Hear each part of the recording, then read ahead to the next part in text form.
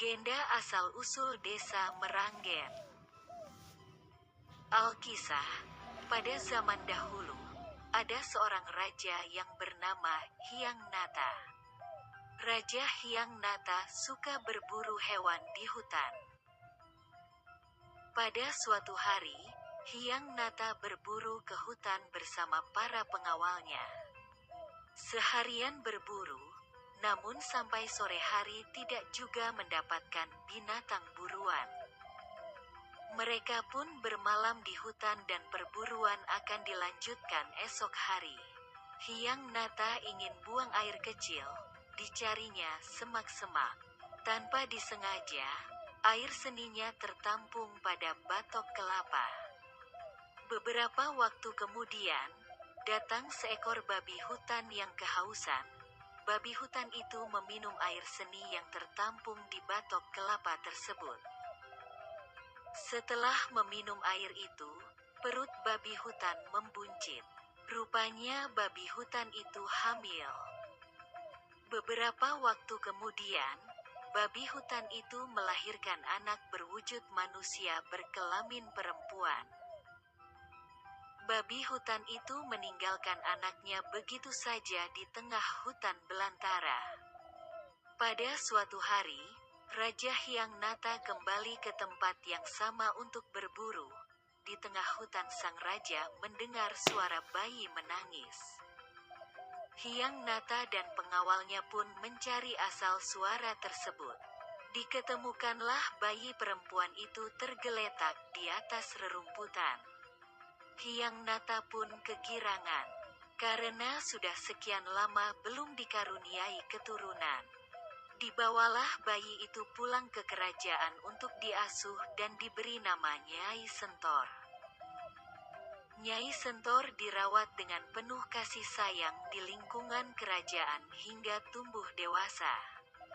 Suatu hari ketika Nyai Sentor menenun di halaman keputren, alat tenunnya terjatuh di sungai. Nyai Sentor tidak dapat menemukan alat tenunnya itu. Dia bersedih hingga berjanji, barang siapa bisa menemukannya, jika laki-laki akan dijadikan suami, dan jika perempuan akan dijadikan saudara.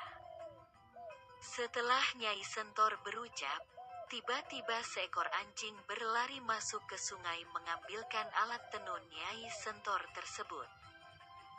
Nyai Sentor kaget dan bingung. Tiada disangka, yang mengambilnya adalah seekor anjing. Karena Nyai Sentor sudah terlanjur mengucap janji, maka akhirnya anjing itu pun dijadikan suaminya. Ayahnya tidak bisa menerima keputusan Nyai Sentor. Dia merasa terhina, maka diusirlah Nyai Sentor dari istana. Dengan bekal seadanya, Nyai Sentor meninggalkan kerajaan berjalan menuju ke arah timur. Setelah berjalan cukup jauh, mereka berhenti di suatu tempat yang terdapat pohon kalang melanggi yang cukup besar. Mereka pun memutuskan untuk tinggal di sana. Setelah tinggal di sana, terjadi keanehan. Setiap tengah malam, suami Nyai Sentor berubah wujud menjadi manusia.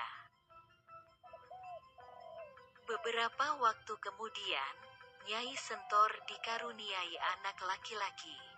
Oleh mereka diberi nama Rayung Kusuma.